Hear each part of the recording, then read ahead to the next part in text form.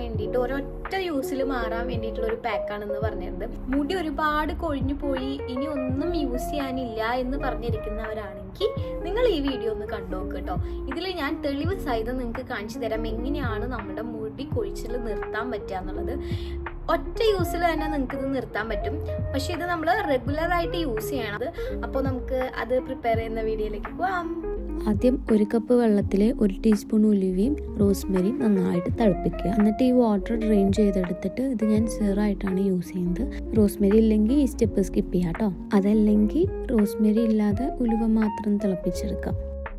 And then അതിലുള്ള ബാക്കി വന്നിട്ടുള്ള ഉലുവയും പിന്നെ കുറച്ച് കറി ലീവ്സും ഒരു ഹാഫ് ഒണിയനും പിന്നെ 1 ടീസ്പൂൺ കേടും അതെടുത്ത് നന്നായിട്ട് മിക്സ് ചെയ്യാം. മിക്സ് ചെയ്യുമ്പോൾ സോഡാ വാട്ടറിനേക്കാളും നമ്മൾ നേരത്തെ ഉണ്ടാക്കി വെച്ചിട്ടുള്ള റോസ്മെരിയും ഉലുവയും ചേർന്നിട്ടുള്ള മിക്സുള്ള വാട്ടർ ആയിരിക്കും ബെറ്റർ. അധികം വെള്ളം ചേർക്കേണ്ട തിക്ക് കൺസിസ്റ്റൻസിയാണ് നല്ലത്. അതിനുശേഷം മുടിയൊക്കെ ഒന്ന് ഡീടാങ്കിൾ ചെയ്ത് കുറച്ച് എണ്ണ വരട്ടാം. ഇത് നമ്മൾ അപ്ലൈ ചെയ്യുമ്പോൾ പൊട്ട ഏതെങ്കിലും ഡ്രസ്സ് ഇടുന്നതായിരിക്കും നല്ലത്, ഇല്ലെങ്കിൽ ചിലപ്പോൾ മേലൊക്കെ ആകും. വീക്ക്ലി ട്വൈസ് എങ്കിലും നമ്മളിത് അപ്ലൈ ചെയ്യണം. പിന്നെ നല്ല തണുപ്പായിരിക്കും ഇതിനെ.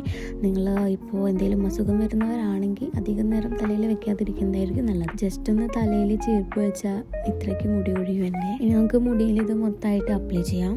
ഇതിലുള്ള ഇൻഗ്രീഡിയൻസ് എല്ലാം മുടിക്ക് ഭയങ്കര ഹെൽത്തി ആക്കാനും അതുപോലെ തന്നെ ഡാൻഡ്രഫ് പോകാനും ഒക്കെ നല്ലതാണ്. ഒണിയൻ യൂസ് ചെയ്തുകൊണ്ട് തന്നെ കുറച്ച് എരിച്ചിൽ വരും. അപ്ലൈ ചെയ്യുമ്പോൾ കണ്ണിലൊന്നും പോകാതെ സൂക്ഷിക്കുക. വേറൊരാൾ അപ്ലൈ ചെയ്ത് തരുന്നതായിരിക്കും ഏറ്റവും ബെറ്റർ ഓപ്ഷൻ. ആദ്യം സ്കാൽപ്പിലൊക്കെ നന്നായിട്ട് അപ്ലൈ ചെയ്തതിന് ശേഷം പിന്നെ ഹെയർ സ്ട്രാൻഡ്സിലൊക്കെ അപ്ലൈ ചെയ്യാം. ഈ ഒരു പാക്ക് റെഗുലറായിട്ട് നിങ്ങൾ യൂസ് ചെയ്യുകയാണെങ്കിൽ നിങ്ങളുടെ മുടിക്കൊഴിച്ചിലൊക്കെ നന്നായിട്ട് മാറും. ഞാൻ അധികം യൂസ് ചെയ്യാറില്ല, എനിക്ക് സമയം കിട്ടുമ്പോൾ മാത്രമേ ഞാൻ യൂസ് ചെയ്യാറുള്ളൂ. അതുകൊണ്ടാണ് എൻ്റെ മുടി ഇങ്ങനെ ഇരിക്കുന്നത്. പക്ഷേ ഞാനിത് യൂസ് ചെയ്ത് കഴിഞ്ഞ അപ്പം തന്നെ നമ്മൾ ഹെയർ വാഷ് ചെയ്തതിന് ശേഷം മുടി ചെയ്യുമ്പോൾ ഒരൊറ്റ മുടി പോലും എൻ്റെ കൊഴിയാറില്ല. അപ്പോൾ ഇത് അപ്ലൈ ചെയ്തതിന് ശേഷം ഇത്ര മുടി കൊഴിഞ്ഞിട്ടുണ്ട്. ഇനി നമുക്ക് ആഫ്റ്റർ വാഷ് എത്രത്തോളം മുടി കൊഴിയുന്നുണ്ടെന്ന് ഞാൻ നിങ്ങൾക്ക് കാണിച്ചു തരാം കേട്ടോ. ഒരു 20 മിനിറ്റ്സ് തലയിൽ വെച്ചിട്ട് നമുക്ക് ഷാമ്പൂ കണ്ടീഷണർ ഇട്ട് കഴുകിക്കളയാം. അപ്പോൾ ഞാൻ കൂളി കഴിഞ്ഞ് മുടിയൊക്കെ ഉണക്കിയിട്ട് വന്നിട്ടുണ്ട്. അപ്പോൾ ഞാനിതിൽ കാണിച്ചു തരാം എത്രത്തോളം മുടി ഞാൻ ചീകി കഴിഞ്ഞതിന് ശേഷം കൊഴിയുന്നുണ്ടെന്ന്.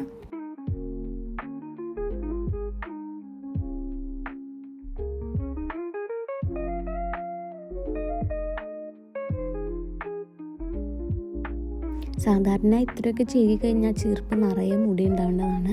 പക്ഷേ ഇപ്പോൾ ഒരൊറ്റ മുടി പോലും എൻ്റെ കൊഴിഞ്ഞിട്ടില്ല എന്നുള്ളതാണ് സത്യം.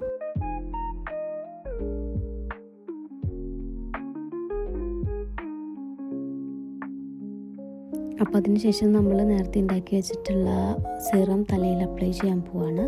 ഇതാകെ കുറച്ചുള്ളൂ, ഞാൻ കുറച്ച് ഉണ്ടാക്കിയിട്ടുള്ളൂ. അപ്പോൾ അതൊക്കെ ഒന്ന് നന്നായിട്ട് തലയിൽ ജസ്റ്റ് ഒന്ന് അപ്ലൈ ചെയ്യാം. അപ്പോൾ കണ്ടില്ലേ, ഇതാണ് ഞാൻ യൂസ് ചെയ്യാറുള്ള pack, quick hair fall remedy.